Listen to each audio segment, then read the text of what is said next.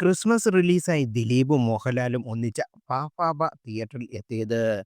റിലീസിന് ശേഷം സിനിമ വലിയ രീതിയിൽ ചർച്ചയായി മാറി. സിനിമയിലെ ചില സീനുകളും റേപ്പിനെ നിസ്സാരവത്കരിക്കുന്ന തരത്തിലുള്ള ഡയലോഗും എല്ലാമാണ് ചർച്ചയായി മാറിയത്. ഇപ്പോഴത്തെ സിനിമയ്ക്കെതിരെ വരുന്ന വിമർശനങ്ങളിൽ പ്രതികരിക്കുകയാണ് നടൻ ദിലീപ്.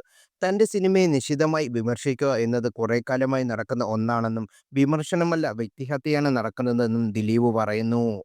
ഈ പരിപാടി തുടങ്ങിയിട്ട് കുറെ കാലമായി. എന്റെ സിനിമ ഇറങ്ങിയാൽ കഴിഞ്ഞാൽ ഇങ്ങനെയാണ്. ഫാഫാബായ്ക്ക് മുമ്പ് ഇറങ്ങിയ എന്റെ സിനിമ പ്രിൻസ് ആൻഡ് ഫാമിലി ആയിരുന്നു. ആ സിനിമയ്ക്ക് സംഭവിച്ചത് നിങ്ങൾ എല്ലാവരും കണ്ടതാണ്. ആ സിനിമ കണ്ട് ആളുകളാണ് റിവ്യൂ പറഞ്ഞവർക്ക് എതിരെ ഭയങ്കരമായി രോഷാകുലരാകുകയും ഈ സിനിമയെ മോശമാക്കുന്നതിന് എതിരെ പ്രതികരിച്ചതും. അല്ലാതെ ഞങ്ങളല്ല.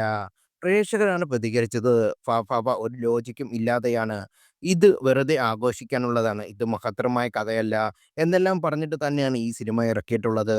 എന്നിട്ടും അതിന് റിവ്യൂ പറഞ്ഞത് എന്തിനാണ് എനിക്കൊന്നും മനസ്സിലാകുന്നില്ല.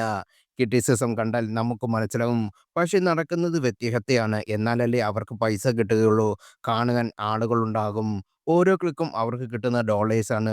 ആ സിനിമ കൊണ്ട് തന്നെയാണ് അവരും ജീവിക്കുന്നത്.